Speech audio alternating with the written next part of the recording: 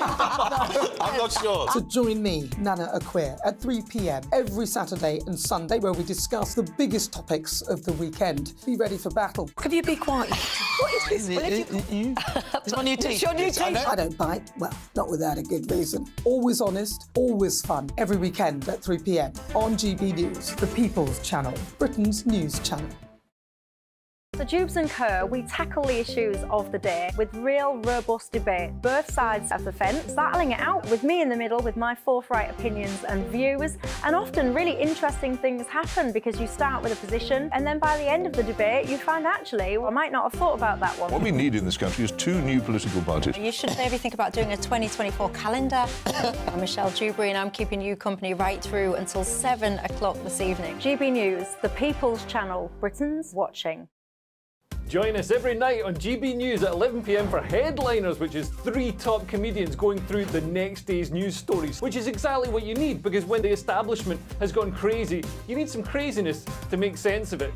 Headliners. You don't have to bother reading the newspaper. We've got it covered for you. Every night at 11 p.m. and repeated every morning at 5 a.m. We won't send you to sleep like some of the other paper review shows out there. So join us 11 p.m. every night on GB News. The People's Channel, Britain's news channel.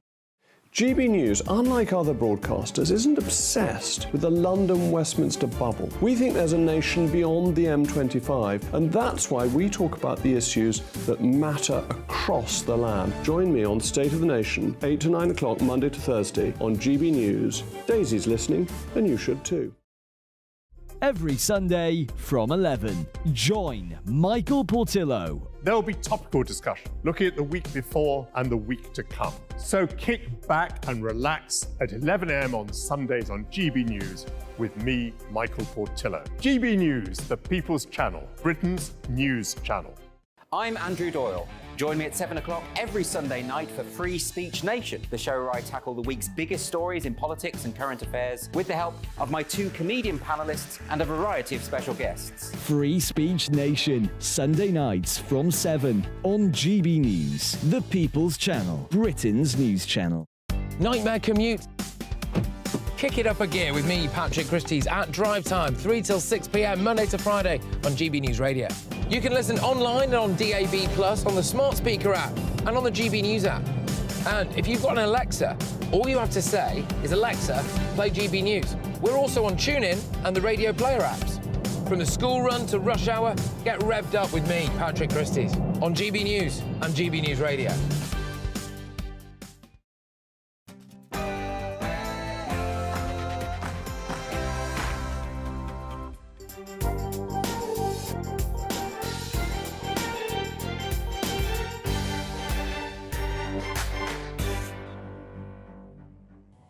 A very good morning to you. It's 9:30 on Sunday morning. I'm Tom Harwood and welcome to the Camilla Tominey Show.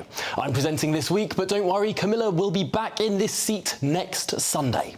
Now, it's been another huge week in the Middle East as the Israel-Hamas war has continued, with some suggesting we could see a larger regional war if other powers get dragged in. That's certainly what the Prime Minister has been suggesting in his travels abroad.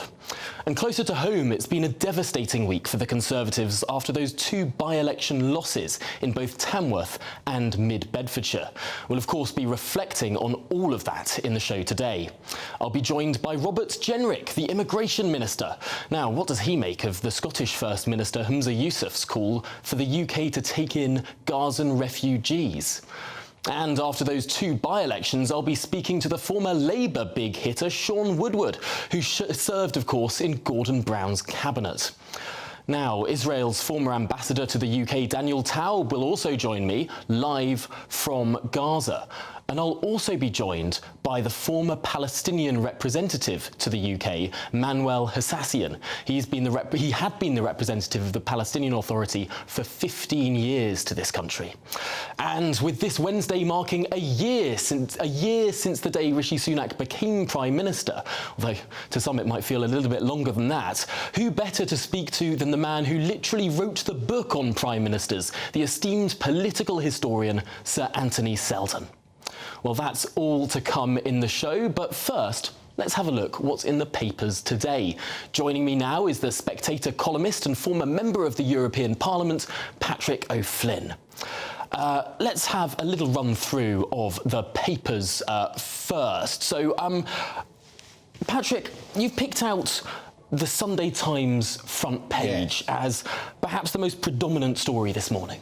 Well, yes, in old-fashioned newspaper man parlance, they've got something of a marmalade dropper, something that kind of arrests the attention of the average person over breakfast, I would suggest, which is Hamas chief lives in British council house. So it's sort of story that's really got everything and represents multiple failings by the British state. First of all, that this guy, Mohammed Qasem Sawalha, got to Britain, then was able to get British citizenship, able to get a council house, even able to buy the council house under the old discount scheme, saving over £100,000.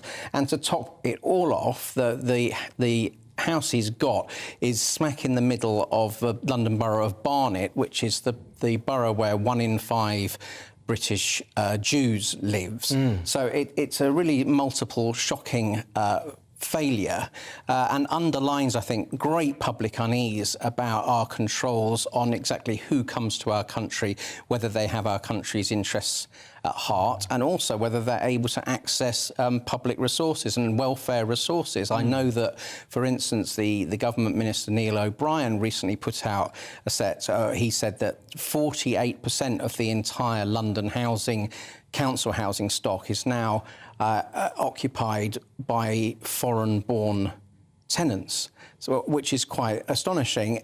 In general, I think that will cause immense resentment among British taxpayers. But for us actually to have an enemy of the West, arguably of Britain itself, obviously, and somebody who was quite a senior player in Hamas. This isn't just a foot soldier, as it were. This is someone who's represented the group in trips to see Vladimir Putin, that sat on its so-called Politburo. This is one of the main guys, and to have him sort of sail through like this for a large number of years will make people think, you know, has this country either got a handle on its own security or any sense of decency about supporting its own citizens and keeping them safe? It's absolutely extraordinary, because no doubt anyone sitting around the cabinet table would say this is a disgrace and shouldn't have happened. Yes. And of course you point to Neil O'Brien, the government minister, saying, isn't it a disgrace that 48% of council housing is going to foreign-born nationals? Yet these are the people in charge. Yes, absolutely. You'd think that they would have a handle on this. You would. There's something going wrong, isn't there, between the political leadership of the country. There's no transmission mechanism down to ideas and policies and priorities being actually driven through on the ground. You know, something's gone badly wrong, and whether the Tories have just taken their eye off the ball, whether there's been too much high-pressure stuff going on for them to concentrate on boring things like delivery, who knows? Well, let's move on now to the front page of the Mail, which is talking about these Middle East regional tensions, the potential for spillover. What do you make of this? Well, they have a very, alarming headline, as it were, that's setting up Israel for a war against Iran. And they have an interview with, I think it's Nir Bakat, the economy minister. He is basically warning Iran here. If you send Hezbollah, your proxy, from Lebanon into northern Israel, spreading the war, then we'll strike back at you. So it's a sort of deterrent comment, but I think it does very much underline the potential of the whole conflict to go regional, and underlines Iran's not very hidden primary role. You know, Iran was looking at Israel normalising relations with a lot of Arab countries, and the next big one we were told was Saudi Arabia. But by provoking a full-on war between Muslims and Jews, Iran has been able to scupper that, because the feeling in the Muslim world is currently alight against Israel and has knocked that process back. So equally, the West is hoping that Iranian public opinion is beginning to peel away from that regime. So I think that is the real geopolitical game that's afoot. Really fascinating context there, of course, for the Prime Minister's meetings, not just with the leader of the Palestinian Authority and Benjamin Netanyahu, but also with Saudi Arabian leadership leadership and with Egyptian leadership clearly worried about the wider effects in the region. We will march on forward, though, because tensions also in Britain. On the Telegraph front page today, talking about how police are criticised for allowing jihad chant at protest. What's the detail here? Well, it is pretty much thought that, you know, that Hizb ut-Tahrir group, for instance, is proscribed organisation. Hamas, supporting Hamas as a terrorist organisation should be against the law, and doing it in terms of let's have a jihad to wipe out Israel would seem to be against the UK law. But the Metropolitan Police has put out very wishy-washy statements about this, and what it looks like is simply that they feel they don't, I think, have the physical capacity to impose the law of the land in central London on a Saturday, because there are so many Islamic radicals, you know, far left people supporting the Palestinian cause in unqualified fashion, that really we've lost control of the streets, and we've become a country where effectively Hamas and its supporters can demonstrate, for instance, next to the cenotaph with no comeback. You know, and there's other stories as well. There's an instance of a tube driver leading chants in favour of Palestine over the tannoy. You know, we talk about a refugee crisis. It seems to me now we're getting to the point where a lot of Jewish British citizens who live in London are feeling, you know, they may be leaving the capital. I would suggest it's got to such either for another country or out into somewhere which feels safer for them.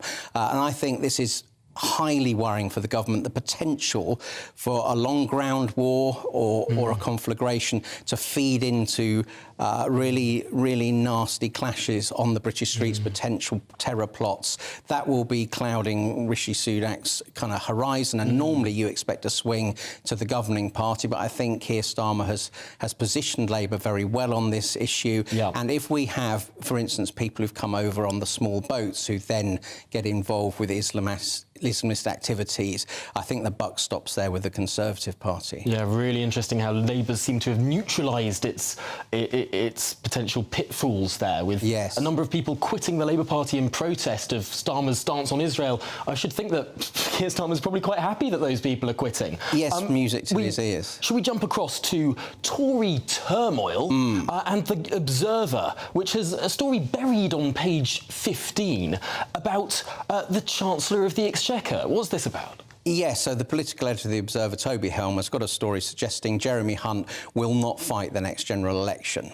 Now, you would expect that story to be on page 1 or 2, but it's on page 15. Go into the detail. The sourcing is probably not the strongest that I've ever seen, and there's a lot in the story which coincides with the Liberal Democrats having adopted their candidate, and it's slightly got the whiff for me of a classic Lib Dem dirty tricks campaign. Now, it's not to say that Jeremy Hunt might not drop out at the 11th hour, but I think this story is coming about now. We have not long left, but we should reflect on England's greatest, perhaps best reflected on the front page of The Sun today. Sir Bobby was such a hero to so many people, and this really does feel like the end of an era. It absolutely does. You know, in the 1960s, England was known round the world for the Beatles and Bobby Charlton. Bobby's gone, an incredibly modest, brilliant person who didn't see the need to go on about himself. You know, he wasn't covering himself in tattoos like modern footballers. He wasn't kind of having scandals around wags. He was just a thoroughly decent human being and magnificent footballer. Well, no, excellent words to end on there, I suppose. Patrick O'Flynn, thank you so much for talking us through the papers this morning. But let's now cross to hear from this week's People's Panel. Olivia Utley is in Farnborough with the panel this week. And Olivia, what questions have the panellists got for our guests today? Hello, Tom. Yes, I am here in sunny but rather chilly Hampshire this morning, and I've got a fantastic People's Panel who've got some really searching questions for the politicians who you'll be interviewing later on. We're very lucky today to be hosted in the Poppins Cafe in the middle of Farnborough. They do some great tea cakes. And I'm going to introduce you now to McDermott, who's the manager of the cafe. How do you feel business is going? slowing down. Everything will be changed, has changed after Corona. You know, rent, bill, for everything, now price up. I hope so, will be better soon. But we're feeling not good because people, our salary, no insufficient, yeah. Yeah, I think that the problem of inflation is what you're talking about, and that seems to be causing big problems for small business owners up and down the country. Let's hope the government can do something about it. But thank you so much for having us in your lovely cafe. I'm here today with Ian and Sharon. Thank you so much for joining us so early on a Sunday morning. Ian, I'm going to start with you. Obviously, this has been a very difficult week for Rishi Sunak with 2 crushing by-election defeats. Is there anything that the Conservatives could do at this stage to win your vote? Do you think the general election's lost for them? I think the general election is lost for them. I think they're probably in for a good trouncing, frankly. Is there anything they could do? They could stop the boats, for one thing, like they said they would, but there's no sign of that happening. So, no, I think Conservatives are finished. They've had their day, I think. It's a pretty stark message there, no saving the Conservatives as far as Ian's concerned. And Sharon, what about you? We were talking earlier and you said that you're a swing voter usually. Have you decided what you're going to vote this time round? I think I'm a bit on the edge at the moment. If they stick to the policies of what they say they're going to do, is like stop the boats and everything else, then it may swing, I don't know. But at the moment, I'm sort of on the cliff edge. But I think the best thing they should do is start listening to what the public want, what the people want. And perhaps the government should be doing some people's panels rather like this. And Ian, we've got the Immigration Minister, Robert Jenrick, coming on the show a little bit later. You've both mentioned stopping the boats as an area. Ask the Immigration Minister. Well, I'd like to know what his plans are. I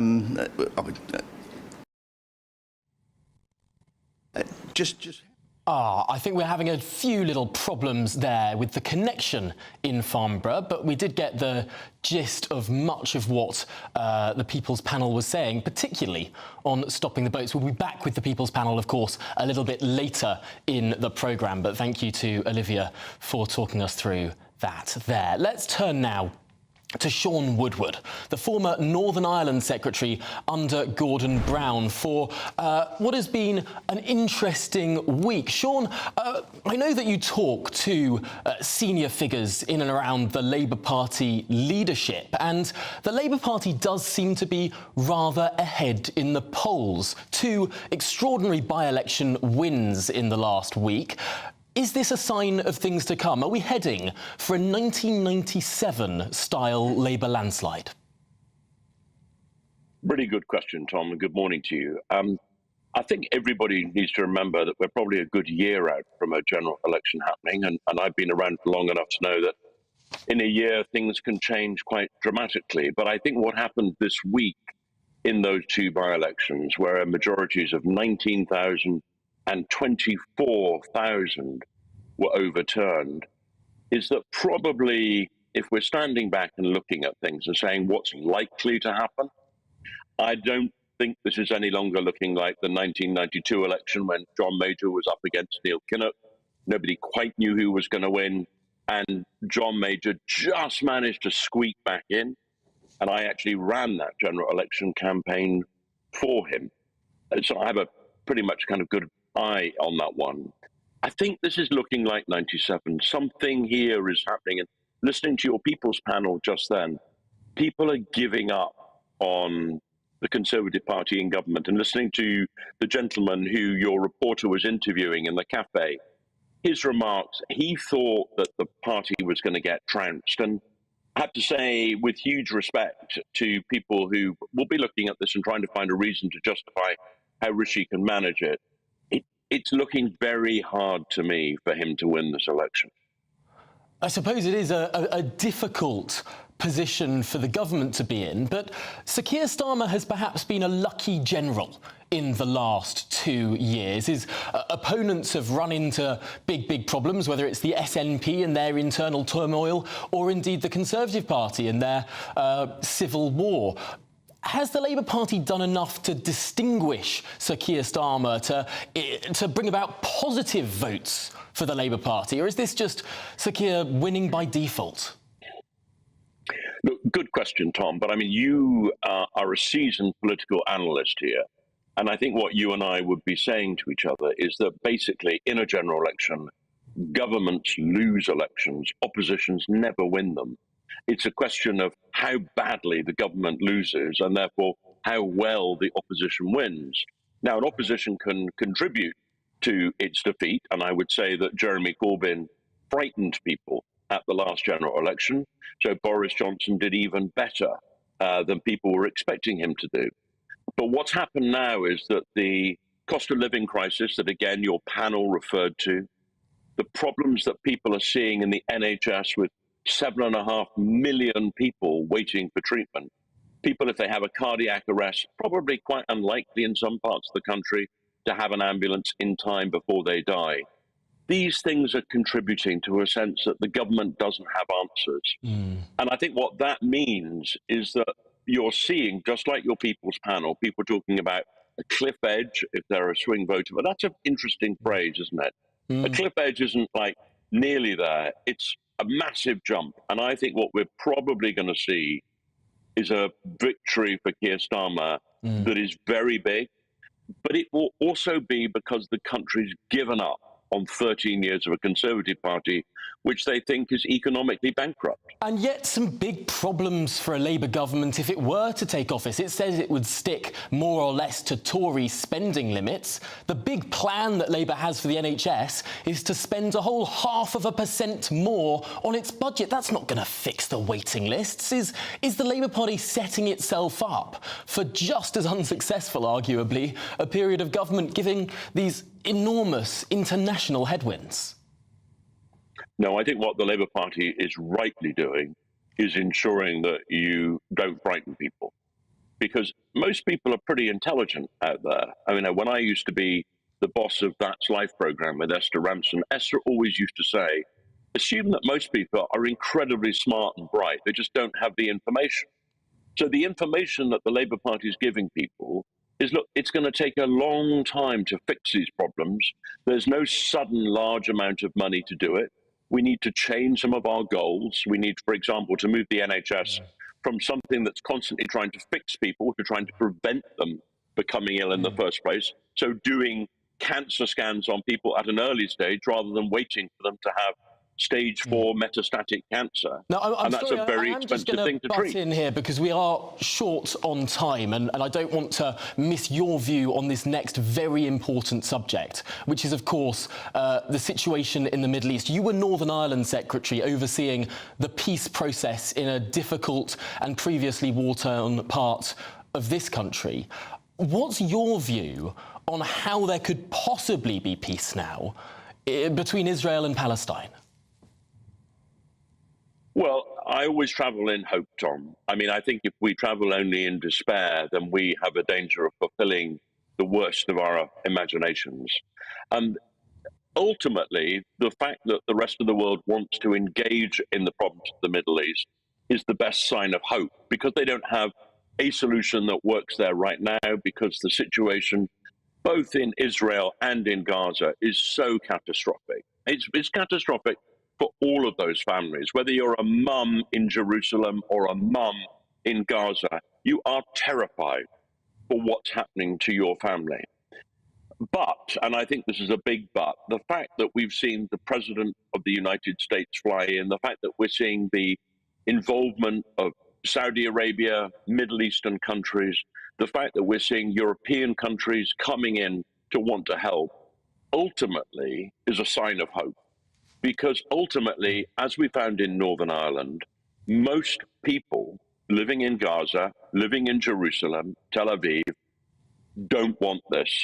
And so long as most people don't want this, there's hope for a resolution, but it won't be tomorrow morning. On that sign of hope, Sean Woodward, former Northern Ireland Secretary, I'm afraid we're going to have to leave it there. Thank you so much, though, for your views and perspective.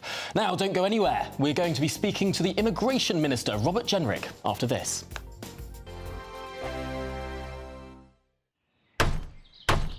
Who is it? We're here for the show.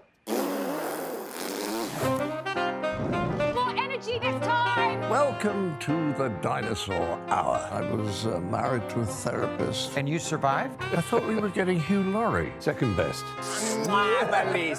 You interviewed Saddam Hussein. What's that like? I was terrified. I'm playing strip poker with you three. Oh! No, thank you. My CDs need to be put in alphabetical order. Are you going to be problematic again? The Dinosaur Hour. Sunday, the 29th of October at 9 on GB News. What you get for breakfast is something that, if we do our jobs right, you will wake up to news that you didn't know the night before. It's a conversation. It's not just me and Eamon. We want to get to know you, and we want you to get to know us. From 6, it's Breakfast with Eamon and Isabel. Monday to Thursdays on GB News. Britain's news channel. People in Britain, they love free speech, but they also love fair play. I don't care if I'm speaking somebody from a trade union, from the Labour Party, somebody from the SNP. And I think the viewers like to see that actually we can challenge one another, but in a positive way. We think we ask the questions that people want to ask, and often we ask the questions that we wanted to ask in Parliament but never got the chance to ask. So join us every Saturday, 10 a.m. till noon on GB News, Britain's news channel. Nightmare commute. Kick it up a gear with me, Patrick Christie's, at drive time, 3 till 6 p.m, Monday to Friday on GB News Radio. You can listen online and on DAB+, on the smart speaker app, and on the GB News app. And if you've got an Alexa, all you have to say is, Alexa, play GB News. We're also on TuneIn and the Radio Player apps. From the school run to rush hour, get revved up with me, Patrick Christie's, on GB News and GB News Radio. Tired of the usual focus-tested, pre-prepared Westminster runaround? Well, so am I. So you want higher taxes? Is your department to blame for this? Are you rethinking this policy? Every Sunday at 9:30, I'll be sitting down with those in power to get the truth about the issues affecting you. Let's be honest, we've known about the cost pressures of this project for years, not months. That's the Camilla Tominey Show, a politics show with personality. On GB News, the People's Channel, Britain's news channel. Now then, Lee Anderson here. Join me on GB News on my show, The Real World, every Friday at 7 p.m. I'm not eating bloody cat. Are you Delicious. mental? Open your mouth. OK, here comes a train. Reminds me of the scene in Singing in the Rain. Adam, is that a good one? Whoa! Join me at 7 on GB News, Britain's news channel. When the news happens, it happens here. And really important breaking news. Breaking news this morning. On TV, radio and online, the news starts here on Britain's Newsroom. All the biggest stories and the answers that you need from across the UK and beyond. Join Britain's Newsroom from 9:30 on GB News. The People's Channel, Britain's news channel. GB News, unlike other broadcasters, isn't obsessed with the London-Westminster bubble. We think there's a nation beyond the M25, and that's why we talk about the issues that matter across the land. Join me on State of the Nation, 8 to 9 o'clock, Monday to Thursday, on GB News. Daisy's listening, and you should too.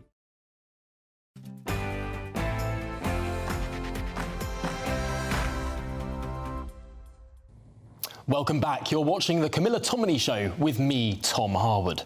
Now, our next guest is Robert Jenrick, the Immigration Minister and, of course, Member of Parliament for Newark. Robert, thank you so much for joining us this morning. Let's dive straight in with something that you have done this week. 2 days ago, you wrote to every Chief Constable in England and Wales saying to refer people who have spoken out in support of the proscribed terrorist group Hamas, to refer them to the Home Office to potentially revoke the visas of those who support this organisation. How many people have been referred? Well, good morning, Tom. Yes, it's very important to me and the Home Secretary that people who spread hate or support proscribed terrorist organisations like Hamas have no place in this country. A visa is a special privilege. It's not an entitlement, and if you commit comments that create hate or spread anti-Semitism, then you forfeit that privilege and you should have that visa revoked and you should be expelled from the UK. I've written to all chief constables across the country saying that they should refer individuals that come to their attention to the Home Office. There is a legal process to be followed, but as and when we receive those, we will consider them, and if they meet the legal bar, then we will absolutely revoke revoke and expel them, and the first case is already under consideration. Was that the first case or the first cases? Should I take from that that one referral has been made? No, there have been a number of referrals, and the first cases are being considered by the Home Office. I can't comment on the individual cases, but please be in absolutely no doubt of how strongly we feel that those people who commit these crimes, people who spread hate in our country, they should be removed. They shouldn't have a right to live in the UK and harm our citizens and British values. That was very clear. Thank you for that. Now, the Jewish community in the UK, particularly perhaps the Jewish community in London, has been the victim of some terrible, terrible instances of open hatred on the streets of London. It's led some people to suggest that the remarks of your boss, Suella Braverman, perhaps weren't that wide of the mark when she suggested that multiculturalism in the United Kingdom has failed. Well, firstly, we're going to do everything we can to support British Jews and to fight anti-Semitism. That's why we've given further funding to the Community Security Trust, who help to protect synagogues and Jewish schools. That's why we're working closely with the police and the Crown Prosecution Service to encourage them to rigorously and robustly enforce our laws so that individuals who fall below them are brought to justice. But it is more than just a question of legality. As you say, it's also a question about values. And some of the things we've seen over the course of the last 2 weeks do speak to a failure of some people in our country to live up to British values of civility and common decency, and have shown that there are issues of integration in our country. And it would be foolish of us to deny those or to bury our heads in the sand. We've got to confront them head on and ensure that we are a united and cohesive society. Do those failures of integration and failures of some individuals to live up to the British values that you speak about, does that in your book reach the level of a failure of multiculturalism? Well, I think that the UK is broadly one of the most successful multiracial democracies in the world. But as I say, we would be doing ourselves a disservice if we fooled ourselves into thinking that there weren't pockets of serious failure of integration and individuals who fall well below the standards that we should expect. Diversity is not a strength in and of itself. It is good in moderation, but we've got to ensure that we can successfully integrate individuals into our country so that there is a common sense of what it is to be British and a common sense of British values. That's what I want to see, and I think the pace of immigration over recent decades has been too fast, and we've struggled as a country to do integration as well as we should have done. That, I think, is what Suella Braverman was saying, and I fully support her. Well, on from migration now to refugees, another part of your brief, because the First Minister of Scotland, Humza Yousaf, has called on, has said that he would be willing and able for Scotland to take in refugees from Gaza. Would the United Kingdom do the same across the country?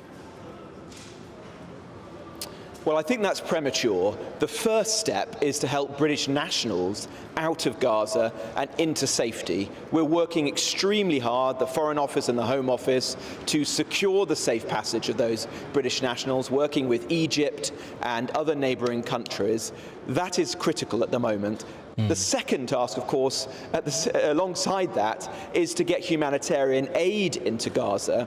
And we've had the first welcome step in that regard yesterday, with some trucks going through the Rafah crossing, providing essential food and medical supplies. We've got to ensure that they aren't diverted by Hamas, and they have a history of doing that.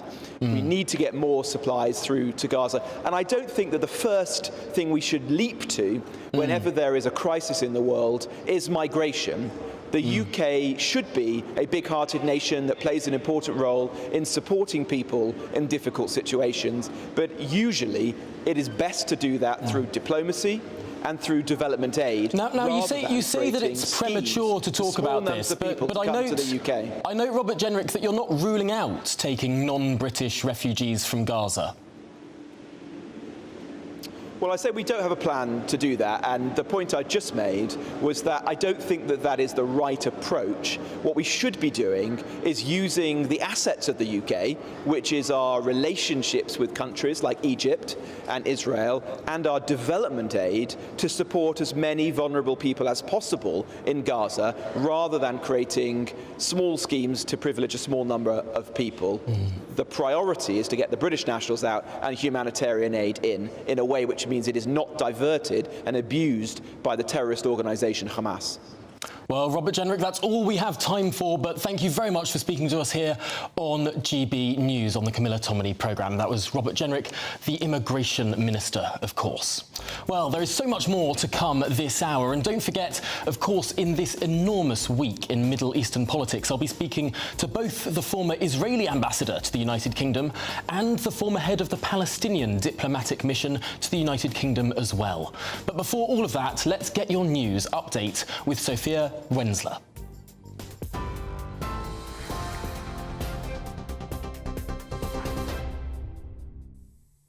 It's 10:02. I'm Sophia Wensler in the GB newsroom. Israel has issued an urgent warning to residents in northern Gaza, telling them to move south. It follows another night of airstrikes, with medical sources saying more than 50 Palestinians were killed. Leaflets and phone messages warn those who stay in the north could be seen as sympathisers with a terrorist organisation and are putting their lives in danger. Meanwhile, the United Nations says a second convoy of aid could be delivered to Gaza today. 20 trucks were allowed to enter the Strip when the Rafah crossing on the border with Egypt was opened for a few hours yesterday. The UN says 100 trucks are needed each day to meet the essential needs of Palestinians. In Ukraine, Russian missiles have hit a postal distribution centre in the northeast of the country. 6 people were killed and a further 16 injured when the building in Kharkiv was targeted overnight. President Volodymyr Zelensky posted a video on social media showing the extent of the damage. Ukraine's Air Force also said its defence systems managed to destroy 6 Russian drones and a cruise missile. Parts of the UK are facing major floods following Storm Babette. The affected areas include Yorkshire, Scotland, East Anglia and the East Midlands. The Environment Agency says there are 3 severe flood warnings in place in Derbyshire. Manchester United will open a book of condolence for fans at Old Trafford following the death of Sir Bobby Charlton. He was a key member of England's World Cup winning team in 1966. His family said he passed peacefully in the early hours yesterday after being diagnosed with dementia in 2020. United players wore a black armband for their game against Sheffield United last night. The club says he will always be remembered as a giant of the game. And former England manager Sam Allardyce paid tribute to his kindness. He was a great ambassador for Manchester United and a great ambassador for football and England, and such a kind person. I think that's what everybody as tribute is explaining to what a great guy he was, what a contribution he made to football for England and for Manchester United. And of course, as a youngster, I watched him in the World Cup final on my black and white TV at the time all those years ago. But it was a pleasure to know him. Every time I went to Old Trafford, he'd stop and have a chat with you. This is GB News across the UK on TV, in your car, on your digital radio and on your smart speaker by saying, play GB News. Now it's back to Tom.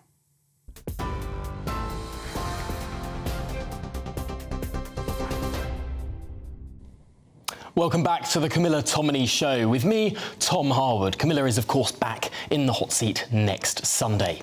Well, we've got lots more to cover on the programme today. I'll be speaking to Daniel Taub, the former Israeli ambassador to the United Kingdom. And we'll also hear from his former counterpart, the former head of the Palestinian mission to the United Kingdom. With Rishi Sunak nearing a year in office, we'll also get the thoughts of Sir Anthony Seldon, the man who's literally written the book on every British Prime Minister since John Major. Well, except for Liz Truss, but who knows, perhaps that's in the works. But first, after those two crushing by-election defeats for the Tories, I'll get the thoughts of former Tory bigwig, national treasure, and my GB News colleague, Michael Portillo. Michael, thank you for joining us this morning. Lovely to see you, Tom. Extraordinary by-elections on Thursday night, almost unprecedented. The scale of these majorities, almost 25,000 vote majority in Mid-Bedfordshire, overturned in an instant. Both those by-elections had swings of more than 20%, which is catastrophic. And we have seen in this Parliament some of the greatest swings against Conservatives that have ever been recorded in our history. Now, this is important because Labour, to win the next general election, needs an extraordinary swing. Even more than Tony Blair achieved in 1997. It needs to gain, I think, 124 seats in order to be the party with an overall majority.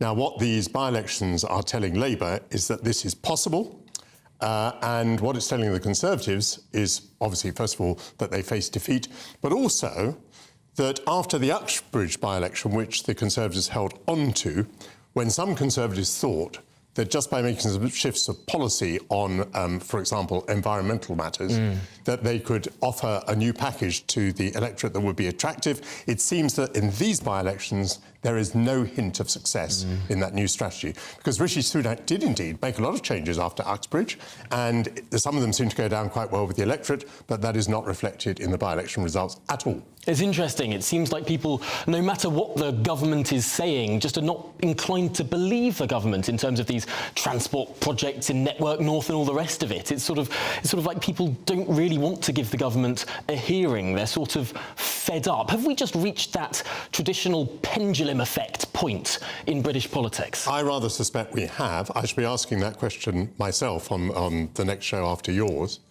But certainly I had the feeling in 1996, when I was a cabinet minister, that the government had made up, that the public had made up its mind that the government was doomed. And 1996 could be instructive because we've been listening a lot to the Conservative Party in the last 3 or 4 days saying, oh, look at the Labour vote, it just held. It's the Tory vote that collapsed, not the Labour vote that grew in these by-elections. Yes, but I suppose that the same could be said in the 1996 by-elections that we saw. Yes, and I'm very amused that the Conservatives make this point. So what they're saying is all that's happening is that all the people who used to vote Conservatives are not turning out to vote Conservative again. Well, OK, if that is the case, but that is just as destructive. That is the way that you lose elections. If the people who used to vote for you don't vote for you anymore, that's the way you go to your doom. And so I think probably the writing is on the wall. I mean, I would still expect a narrowing of the polls between now and the general election. That's what I would expect. But so many Conservatives, it seems, too, are now in a pretty defeatist mood. I mean, I think when I think back to 1996, I was busy being a minister. I had the feeling it was a sort of closing down sale. I was Defence Secretary, so I was rushing around the world doing diplomacy, having a whale of a time because I thought that it wasn't going to last, and how right I was. It's funny you mention rushing around the world doing diplomacy, because where has Rishi Sunak been this week? On a whistle-stop tour to Israel, Saudi Arabia, Egypt. Is this someone who is doing the traditional thing of when there's domestic problems at home, Prime Ministers and indeed other ministers do rather like the world stage? Yes, and it's his closing down sale too, at least that's probably what he thinks. So, I mean, he has the opportunity to be involved in epic world events. This is considerably more attractive than cancelling HS2. You know, it seems much more worthwhile. And when you go abroad, everybody is so nice to you. They're so respectful. They call you Prime Minister. There are press conferences where people don't ask tiresome questions about, you know, the misdemeanours of backbench members of Parliament and so on. It is marvellous to go abroad. And seriously, you know, you may feel that you're doing good. I was Defence Secretary during the collapse of the former Yugoslavia and the wars that followed there, and I felt that I was doing good. And surely Rishi Sunak, going around the Middle East, feels that he has something to bring to the party. I think possibly particularly as a British Prime Minister with a dark skin, he's a different sort of politician who may be able to play a different sort of role from the traditional British Prime Minister. Absolutely fascinating that the leaders of Saudi Arabia, Egypt and the Palestinian Authority all met with Rishi Sunak when none of those men met with Joe Biden over the same time frame. Yes, I mean, obviously the United States is in a particular position. But, I don't know what lies behind this, and I don't want to make too much of it. But let's just say, anyway, that Rishi is having a diplomatic success. Will this mean any difference at all to the general election result? No, it will not. But it will make some very interesting chapters in his biography and autobiography. And it will make us think differently of Rishi Sunak when the time comes to assess his performance as Prime Minister. There will now be a couple of important chapters about Rishi the diplomat. Really, really interesting stuff. Michael Portillo, thank you so much for talking us through with those issues. And, of course, we will join you for your programme. We'll be watching that as soon as this one ends. Thank you. Now, on to the other issues of today. Let's go through to Olivia in Farnborough with our People's Panel. Before the news, we heard, of course, from Labour's Sean Woodward and the Immigration Minister, Robert Jenrick. Olivia, what have the panel made of what our guests have said so far? Hello, yes, me and the People's Panel here in Farnborough have been watching your politicians with eagle eyes. I've seen quite a lot of shakes of the head, a couple of nods, but let's find out what they have to think. Ian, I'm going to start with you. Robert Jenrick made it quite clear there that the UK at the moment isn't planning to take any refugees in from Israel and Gaza. Do you think that's the right decision? I do think it's the right decision. I think the British public have had plenty of refugees. Had it not been for the influx of the illegal immigrants over the channel, then the British public might feel a little bit differently. But I think we've had enough. People are struggling to pay their bills. We really cannot afford any more, I don't think. Thank you very much. Another bleak answer for our politicians. Sharon, what about you? I think I saw you shaking your head. Yes, I think the UK should bring them in from Gaza. Because on the basis is, to me, a refugee is someone who's fleeing from a war, not somebody that's just getting on a dinghy. I think 60% of males are just getting on a dinghy and coming over to Britain. To me, Gaza should, and the other side should be able to come over. So you think in finding space for them, we should be making sure the boats go back, but taking in more legal refugees. Yeah. Thank you very much. That's an interesting way of putting it. Ian, I'm going to go back to you there. Tom was asking Robert Jenrick if he thinks that multiculturalism has failed.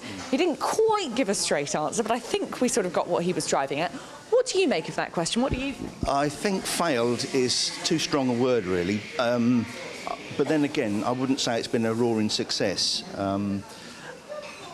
It's somewhere in the middle. I mean, you look around at the different ethnicities in the UK, and I suppose it's good that we as a country can accommodate different people. But I don't think there's been a lot of non-integration of those different cultures, and I think that's led to a lot of unrest in different pockets, you know. Thank you. Yes, unrest that we've definitely been seeing on the streets of London over the last few days in particular. And what about you, Sharon? Do you feel that multiculturalism has failed? Yes, I do. I think it's failed on a big level. We all should just be able to, how can I put it? We should all sort of live together as one, not whatever colour of skin or what religion you've got. We should just be able to live as a whole community. So you feel that there's a problem with immigrants integrating into this country? Is that it?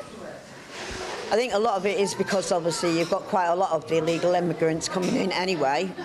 The public is rejecting that side.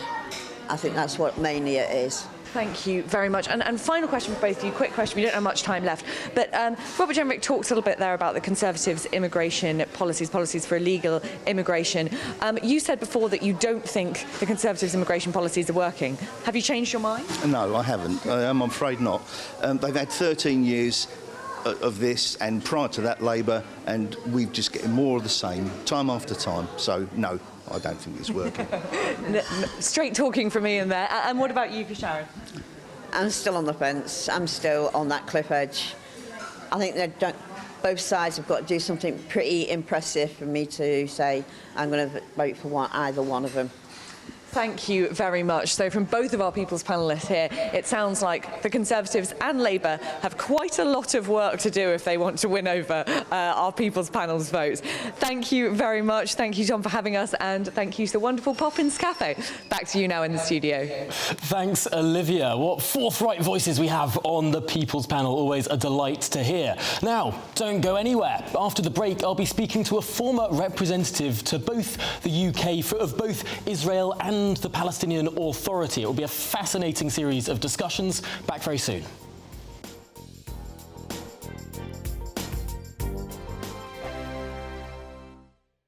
I think the most exciting bit for me is talking to ordinary people. People who I think are ignored often by the major news channels. We're going to give news they want to hear. There's a voice there that needs to be heard. I think there's a chance here for a diversity of opinion to be expressed, which you don't find elsewhere. It's really exciting. We don't hold back. We're free to say how decisions that are taken here affect us all around the country. Only on GB News, the People's Channel, Britain's news channel. There's only 3 people you can trust in life. Your doctor, your lawyer, and your nana. I'm not sure. So join me, Nana Aquia, at 3 p.m. every Saturday and Sunday, where we discuss the biggest topics of the weekend. Be ready for battle. Could you be quiet? What is this? It's on your teeth. It's on your teeth. I don't bite. Well, not without a good reason. Always honest, always fun. Every weekend at 3 p.m. on GB News, the People's Channel, Britain's news channel. So Jubes and Kerr, we tackle the issues of the day with real, robust debate. Both sides of the fence, battling it out with me in the middle with my forthright opinions and views. And often really interesting things happen because you start with a position and then by the end of the debate you find actually, well, I might not have thought about that one. What we need in this country is 2 new political parties. You should maybe think about doing a 2024 calendar. I'm Michelle Dewberry and I'm keeping you company right through until 7 o'clock this evening. GB News, the People's Channel, Britain's watching. Join us every night on GB News at 11 p.m. for Headliners, which is 3 top comedians going through the next day's news stories, which is exactly what you need, because when the establishment has gone crazy, you need some craziness to make sense of it. Headliners. You don't have to bother reading the newspaper. We've got it covered for you. Every night at 11 p.m. and repeated every morning at 5 a.m. We won't send you to sleep like some of the other paper review shows out there. So join us 11 p.m. every night on GB News. The People's Channel, Britain's news channel. GB News, unlike other broadcasters, isn't obsessed with the London-Westminster bubble. We think there's a nation beyond the M25, and that's why we talk about the issues that matter across the land. Join me on State of the Nation, 8 to 9 o'clock, Monday to Thursday, on GB News. Daisy's listening, and you should too. Every Sunday from 11, join Michael Portillo. There will be topical discussion, looking at the week before and the week to come. So kick back and relax at 11 a.m. on Sundays on GB News with me, Michael Portillo. GB News, the People's Channel, Britain's news channel. I'm Andrew Doyle. Join me at 7 o'clock every Sunday night for Free Speech Nation, the show where I tackle the week's biggest stories in politics and current affairs with the help of my 2 comedian panellists and a variety of special guests. Free Speech Nation, Sunday nights from 7 on GB News, the People's Channel, Britain's news channel. Nightmare commute. Kick it up a gear with me, Patrick Christie's, at Drive Time, 3 till 6 p.m, Monday to Friday on GB News Radio. You can listen online and on DAB+, on the smart speaker app, and on the GB News app. And if you've got an Alexa, all you have to say is, Alexa, play GB News. We're also on TuneIn and the Radio Player apps. From the school run to rush hour, get revved up with me, Patrick Christie's, on GB News and GB News Radio.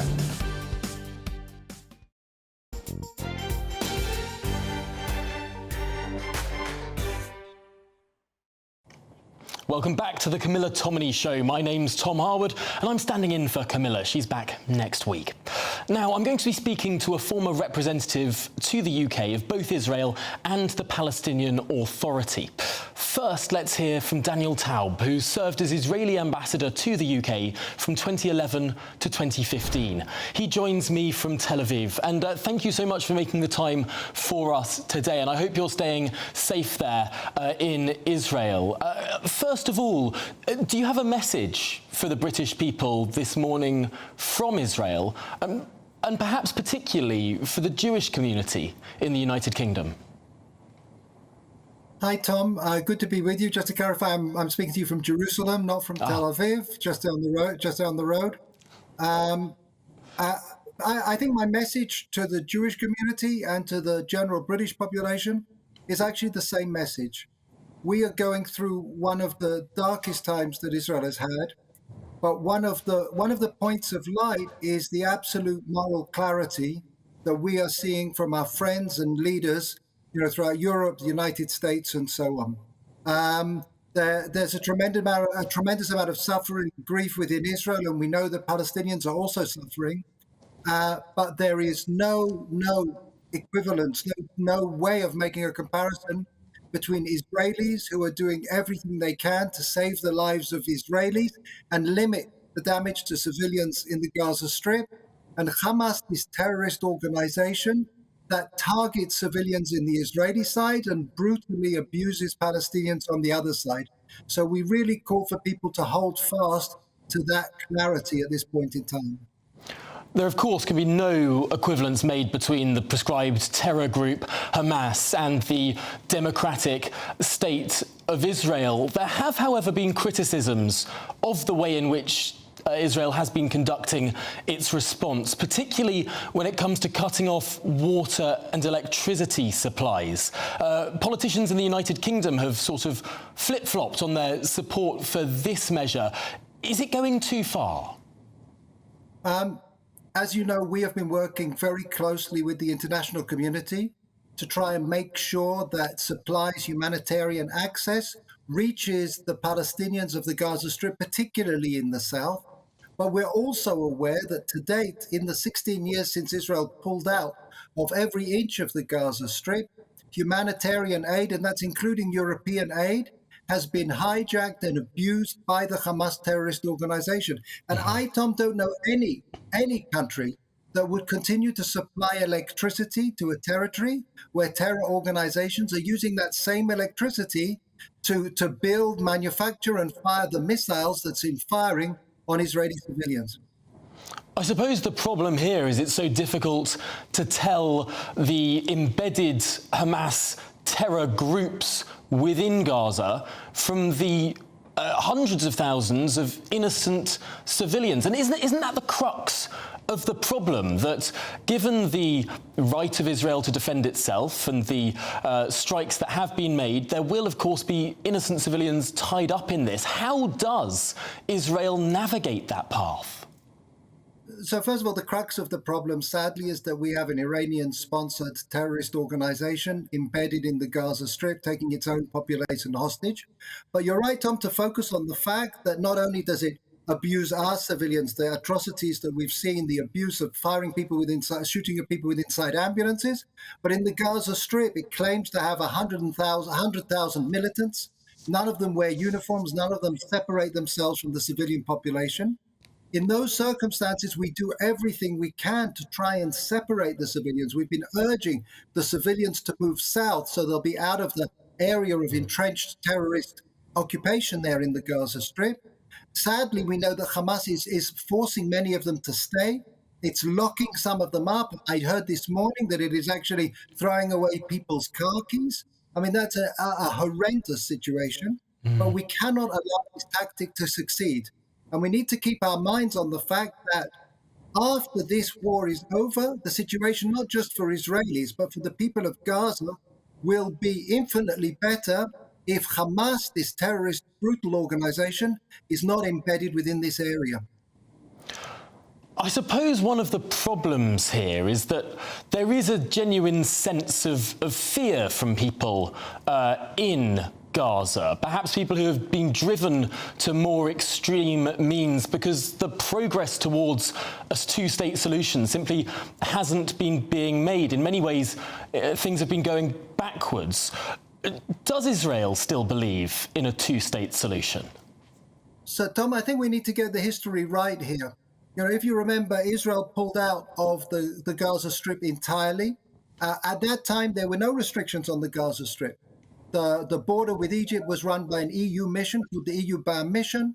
Palestinians had free passage of trade and so on and so forth. And it was only the fact that Hamas used the territory that we pulled out of to launch repeated attacks against us that actually meant that restrictions were necessary. The original plan when Israel pulled out of the Gaza Strip was to lead to further withdrawals to try and advance a peace treaty or peace arrangement between Israelis and Palestinians. But I think you're right. When Israelis look today and they see that every area that Israel has pulled out of, whether it's the Gaza Strip, whether it's in South Lebanon, and we've pulled out in return for promises from the international community and the hope that the local populations will actually use this as an opportunity for prosperity. And instead, we've seen Iranian-sponsored proxies actually using these areas as basis for repeated attacks against Israel. I have to say the prospects for further withdrawals don't look promising. Now, of course, you conducted negotiations with the Palestinian Authority around the time of that withdrawal from Gaza. Do you now see that withdrawal as a mistake, given it clearly led to the rise of Hamas? If you remember, it didn't immediately lead to the rise of Hamas. It was 2 years later. The Hamas actually had a sort of fictitious win in elections and then brutalized the regime, threw the Palestinian Authority officials off the roofs and so on and so forth. The fact is, a peace will not keep itself. A peace needs to be maintained with effort from both sides. Sadly, we haven't seen the will from the Palestinian Authority to take a firm hand, both against the Hamas terrorist organizations and against the indoctrination of its own children. Sadly, we know that there are a generation of youngsters that have been taught that jihad, that suicide bombers, is one of the highest values. I mean, it's a horrendous form of child abuse that you send your child to school and the people that are held up as its heroes are these jihadi suicide bombers. When we see young Palestinians brought up to actually hold up constructive models of heroism, people who have tried to build their society rather than pull down ours, I think Israelis will have a greater confidence in the possibility of peace. It seems peace in the Middle East is a lot further away today than it was perhaps a month ago. Ironically, it might well have been the march towards normalization of relations with Israel and surrounding countries, an extension of those Abraham Accords that sparked this horrific Hamas terror attack in the first place, likely promoted by Iran.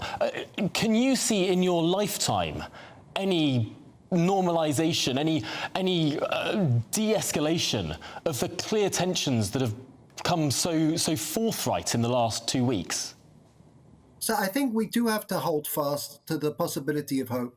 I mean, I think if you look in our region, one of the lessons that we can learn is that it's very hard to reach peace, but when you do reach peace, it's more resilient than you might have thought. We have peace treaties with Egypt and with Jordan, which have held fast despite the Arab Spring and all sorts of upheavals in the region.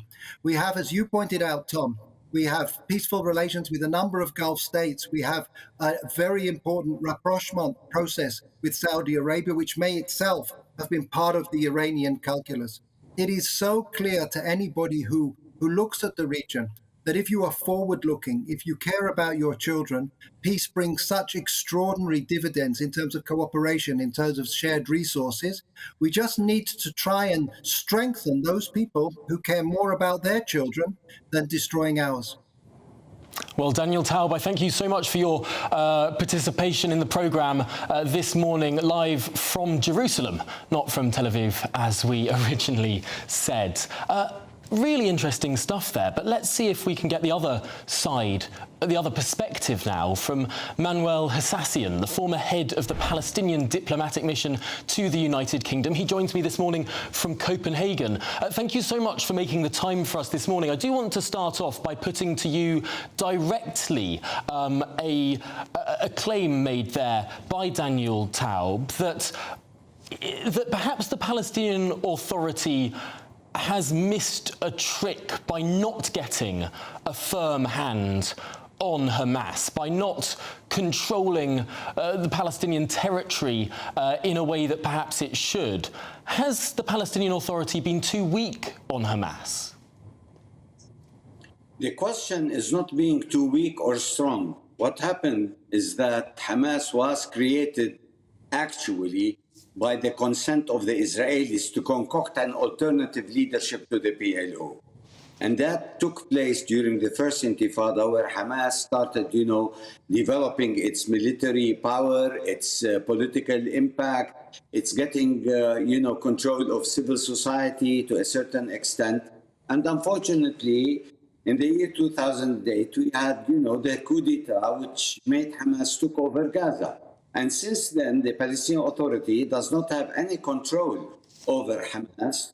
And of course, Hamas acts as a military wing, and we cannot control them. We have, as PLO, succumbed to the fact that Politique Réelle imposed on us to have peace with the Israelis. So we went ahead with political accommodation. And for the last 30 years, we have been talking about two-state solution. And that two-state solution, unfortunately, has been now obliterated by the fact of the Israelis building settlements and moving settlers. Today we have 750,000 settlers in the West Bank. And the ongoing, occupation, of the daily lives of the Palestinians, not making it easy by killing them extrajudicial, building settlements, and what have you, had made it worse. For the last 13 years, there had been a total stalemate in the peace process. Since the advent of Netanyahu, nothing happened on the ground, and we still, hope for a two-state solution. A two-state solution cannot really be, in fact, implemented if we have non-geographic contiguity in the West Bank, where, if you look at the West Bank, it's like a Swiss cheese map, where it is like archipelago islands with no geographic contiguity. How on earth can we have our sovereign state with East Jerusalem, and let alone Gaza, which has its own unique circumstances, to have an independent state within the concept of the Oslo Agreement? So things are getting more difficult with the latest onslaught now on Gaza. I don't think there is a light at the end of the tunnel so far. Of course, what Daniel Taub was saying there was that Israel's withdrawing from the West Bank in the mid-2000s is what made, or at least created, from Gaza, is what created the conditions whereby Hamas could come about. And to that extent, a similar withdrawal from the West Bank would risk a similar situation occurring on the other side of the country. Does he have a point? Well, actually, when they withdrew from Gaza, it was a unilateral pullout. It was not negotiated by the Palestinian Authority in order to know exactly how to deal with it and how to connect that to the West Bank. It was unilateral. And once they moved, what they created is a besieged people. It's everybody, I started talking about 13 years ago about open-air concentration camp in Gaza. The connection between Gaza and the West Bank was totally curtailed by the Israelis. So there was no connection first.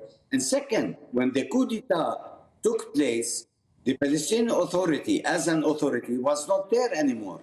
Now, we're not talking about factions being there, Fatah and what have you, but we're talking about authority. So Hamas took over. Is it right to refer to, given the particular history of the Jewish people, is it right to refer to Gaza as a quote-unquote concentration camp? Isn't that a bit of a crass comparison, given that one of the borders of Gaza is with Egypt, an Arab country which also refuses to open the border because it doesn't want to let in many Gazan refugees. Well, actually, Egypt has the right not to accept refugees. They are sovereign, and they made their decisions.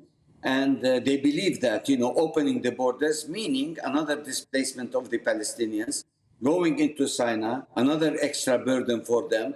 And they don't want their a sense of guilt of decimation the entire Palestinian people through another Nakba, which has been taking place since 1948. So the Egyptians, out of political position, they don't want to be engaged in such a venture where eventually it will be attacked by the Arab world, by the Palestinians, by everybody. By opening the borders, it means that you are consenting to the fact of Israel to forcefully diasporize 1 million Palestinians, if not 2, to a country, to the desert, where they don't belong. They belong to Gaza. It's their country. And they have been totally besieged by the Israelis since 16 years. And that's why when we talk about open-air concentration camp, where is the vent for the Gazans to move? They cannot move to Egypt, and they cannot go to Israel. And how do you want the 2.2 million people to survive such a besiegement for 16 years? So this created a certain kind of frustration. This created a certain kind of extremism about, having like Hamas, supporting Hamas, but the entire Palestinians in Gaza are not supporting Hamas. So some people might raise an eyebrow. Collective punishment on 2.2 million people because you have one portion, a militia that is controlling, Gaza, in order to collectively punish 2.2 million. And this is what Israel is doing. So some people might raise an eyebrow as to why all the criticism is with Israel for not opening its border with Gaza, and almost no criticism at all is placed on Egypt for precisely the same policy. I do want to move on to something that is affecting the United Kingdom, though, because we have seen many protests in recent days, large marches, and one of the chants that has been made by pro-Palestinian protesters on these protests is "From the river to the sea, Palestine shall be free," a chant that seems to imply that these protesters want to wipe Israel off the face of the map. Is that an appropriate chant to be making? Well, let me tell you this. I was 13 years ambassador to the UK, and I have participated in 500,000 protesters. Let me tell you, and you have to be very blunt about this. Out of 300,000, 299,000 are Pakistani Muslims, Indian Muslims, Bengali Muslims, and what have you. So don't try to stigmatize from river to the sea Palestinians. Palestinians have accepted, a mini-state on the borders of 1967, and that is our official position. And our people have accepted that in the West Bank and Gaza. So we cannot try to say that we, the PLO or what have you, want Palestine from the river to the sea. And that's my simple answer to you. And just quickly, before we finish this interview, I want to give you an opportunity to, of course, condemn the horrific attacks that we saw from Hamas. And would you, perhaps, unlike some broadcasters in the United Kingdom, declare these as terrorist attacks? Can I ask you a question? Because you asked me a question. You didn't ask Ambassador Taub to condemn what state terrorism is inflicting today on Gaza. And don't compare the occupied with the occupation, with the occupied, and don't try to put us, all in a frame that we are terrorists as Palestinians. There is a difference between the Palestinian people who want peace and security, and there is a difference between the Palestinian Authority, which is the legitimate representative of the Palestinian people, who believe in a two-state solution, who have condemned violence all along. The question is, can Israel stop state terrorism on equal basis? Of course, I did question the former Israeli ambassador at length in terms of what would be a proportionate response and whether it was right or not to be cutting off water or indeed electricity. I asked him detailed questions there. I know you haven't responded to the question in terms of whether or not this should be condemned as a terrorist attack, the actions of Hamas 2 weeks ago. Violence breeds violence. And the situation in Gaza was on a powder keg. And what happened basically is a retaliation on the daily atrocities that the Israelis with the settlers are committing against our innocent civilians in the West Bank, in Jerusalem, in Gaza, and what have you. So you want me to condemn violence while state terrorism, 56 of occupation, killing people, extrajudicial. Now you woke up to see that the other side is terrorist and violent and not Israel, which is an occupying power. I don't think this is a fair question. OK, you don't think it's a fair question? That's clear enough. Manuel Hassassian, thank you so much for your time. We really appreciate your perspective as well this morning. Former representative of the Palestinian Authority to the United Kingdom, speaking there. Now, this Wednesday will mark a year since Rishi Sunak became Prime Minister. 1 year on, we'll get the thoughts of Sir Anthony Seldon, the man who's written the book on every British Prime Minister since John Major, except for Liz Truss. But first, here's a look at the weather. Good morning. Welcome to your latest GB News weather forecast. I'm Craig Snell. Well, looking ahead to today, it's a much drier and brighter day right across the country, but especially so for Scotland. We do have some showers to contend with, especially across more western parts. They may at times just creep a little bit further east, but I think the further east you are, greater chance of staying dry right throughout the day. Best of the sunshine will also be towards eastern parts. Could still be quite blustery at times across the very far north of Scotland. It's here we'll probably see the most frequent showers, and for many, temperatures very similar to what we've seen of recent days, so highs reaching around 10 to 12 across Scotland, potentially up to about 15 degrees across the south coast of England. Into the evening, any showers across England and Wales generally fading away. Could see some showers just then moving into parts of Northern Ireland as we go through the course of the night. But across Scotland especially, turning quite chilly, could see a touch of frost come dawn. Further south, actually some higher cloud, just keeping temperatures up around 8 to 9 degrees.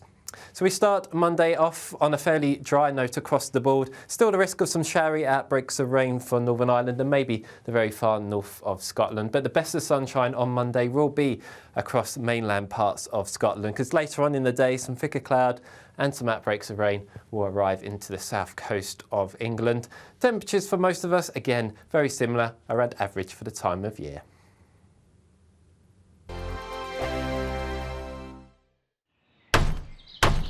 Who is it? We're here for the show. More energy this time! Welcome to the Dinosaur Hour. I was married to a therapist. And you survived? I thought we were getting Hugh Laurie. Second best. You interviewed Saddam Hussein. What's that like? I was terrified. I'm playing strip poker with these three. Ah! No, thank you. My CDs need to be put in alphabetical order. Are you going to be problematic again? The Dinosaur Hour. Sunday, the 29th of October at 9 on GB News. What you get for breakfast is something that, if we do our jobs right, you will wake up to news that you didn't know the night before. It's a conversation. It's not just me and Eamon. We want to get to know you, and we want you to get to know us. From 6, it's Breakfast with Eamon and Isabel. Monday to Thursdays on GB News. Britain's news channel. People in Britain, they love free speech, but they also love fair play. I don't care if I'm speaking somebody from a trade union, from the Labour Party, somebody from the SNP. And I think the viewers like to see that actually we can challenge one another, but in a positive way. We think we ask the questions that people want to ask, and often we ask the questions that we wanted to ask in Parliament but never got the chance to ask. So join us every Saturday, 10 a.m. till noon on GB News, Britain's news channel. Nightmare commute.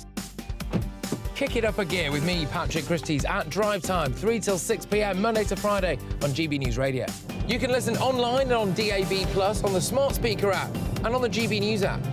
And if you've got an Alexa, all you have to say is, Alexa, play GB News. We're also on TuneIn and the Radio Player apps. From the school run to rush hour, get revved up with me, Patrick Christys, on GB News and GB News Radio. Tired of the usual focus-tested, pre-prepared Westminster runaround? Well, so am I. So you want higher taxes? Is your department to blame for this? Are you rethinking this policy? Every Sunday at 9:30, I'll be sitting down with those in power to get the truth about the issues affecting you. Let's be honest, we've known about the cost pressures of this project for years, not months. That's the Camilla Tominey Show, a politics show with personality. On GB News, the People's Channel, Britain's news channel. Now then, Lee Anderson here. Join me on GB News on my show, The Real World, every Friday at 7 p.m. I'm not eating bloody cat. Are you Delicious. mental? Open your mouth. OK, here comes a train. Reminds me of the scene in Singing in the Rain. Adam, is that a good one? Whoa! Join me at 7 on GB News, Britain's news channel. When the news happens, it happens here. And really important breaking news. Breaking news this morning. On TV, radio and online, the news starts here on Britain's Newsroom. All the biggest stories and the answers that you need from across the UK and beyond. Join Britain's Newsroom from 9:30 on GB News. The People's Channel, Britain's news channel. GB News, unlike other broadcasters, isn't obsessed with the London-Westminster bubble. We think there's a nation beyond the M25, and that's why we talk about the issues that matter across the land. Join me on State of the Nation, 8 to 9 o'clock, Monday to Thursday, on GB News. Daisy's listening, and you should too.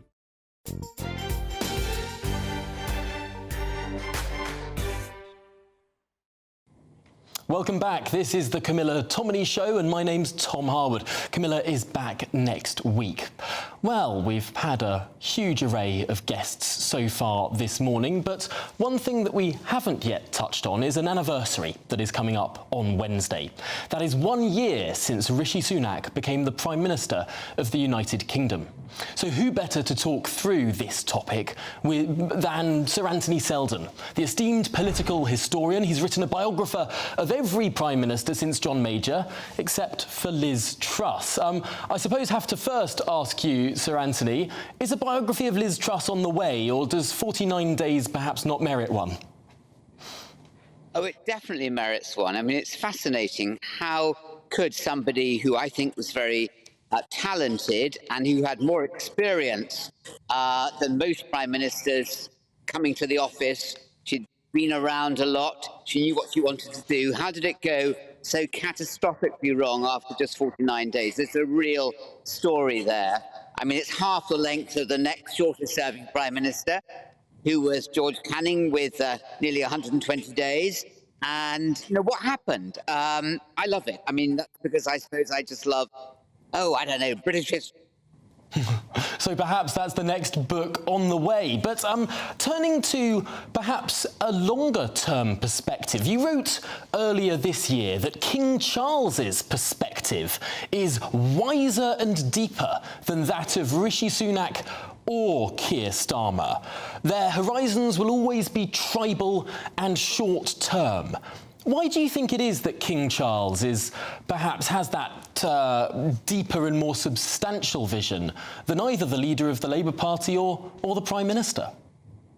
Well, it's nothing against those two particular people, both of whom are, I think, obviously very talented. But King Charles started thinking about the country and its place in the world and how to get the best out of education and health and the environment before either of those leaders were born. And he learnt from the very best in the land, one of the best in the world, the best maybe, who was his mother, the Queen. And that kind of mentoring really matters. So that was the reason I said that. But look, I think that Rishi Sunak is just coming into power on an impossible wicket. And I think he's made some significant errors, but he's done some good things too. But above all, I don't think anybody would be doing any better than him.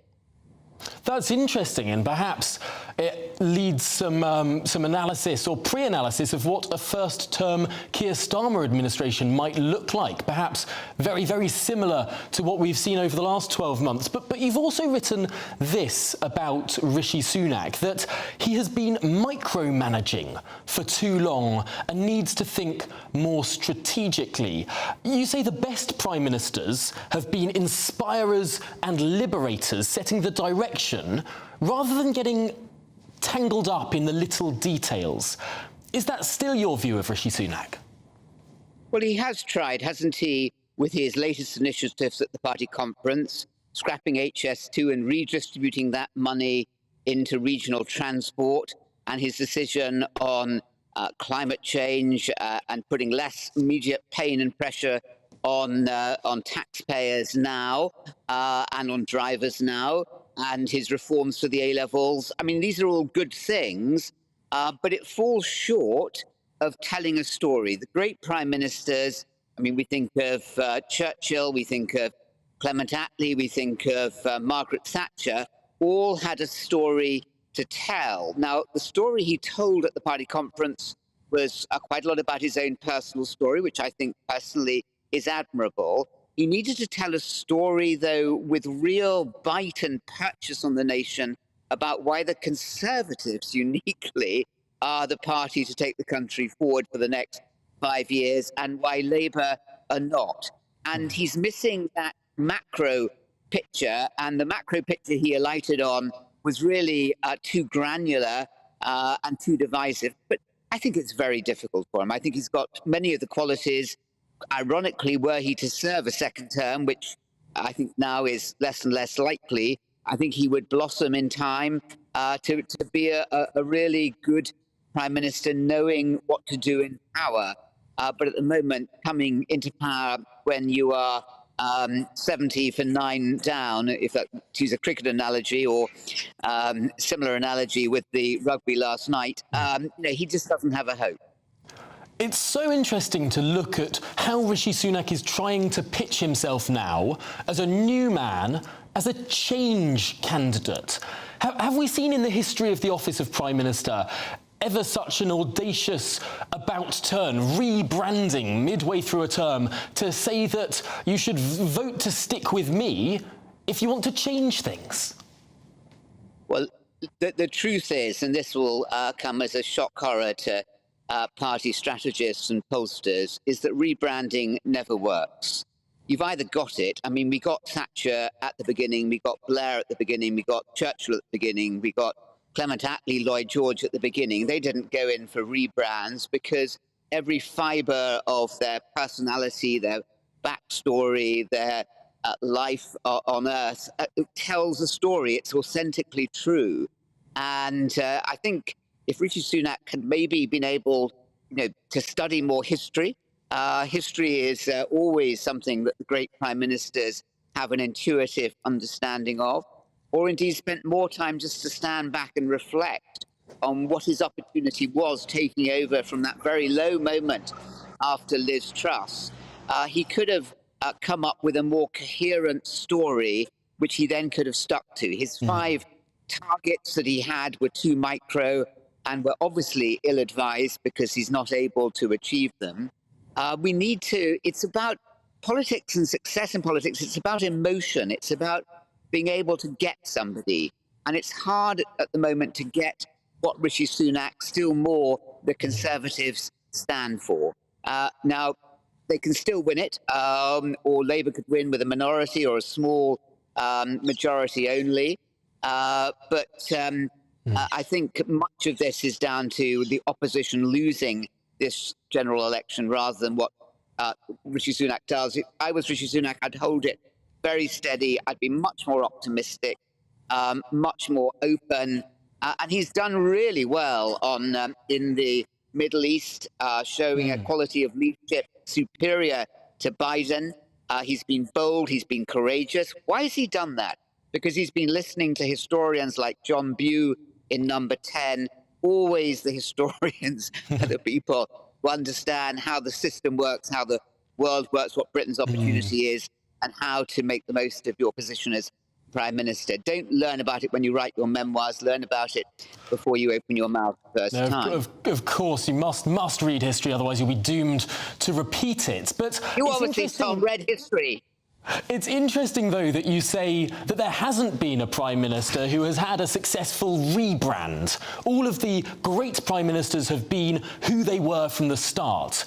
That made me think of a certain leader of the opposition who seems to have had several different positions since he entered frontline politics. First, pretending he was a Corbynista to get elected by the Labour Party membership, and now describing himself as the heir to Blair. Does this pose problems for Sir Keir Starmer? Well, I think it does. And there have been two great challenger Labour leaders in the last 70 years. Harold Wilson, who was superb at the job, took over from Hugh Gaitskell in 1963 and was just an extraordinary speaker. He understood the nation, he understood the mood of the nation, and he articulated it. And then Tony Blair, again, an extraordinary communicator and understander of the nation. Now, Keir Starmer is neither of them. He has flip-flopped.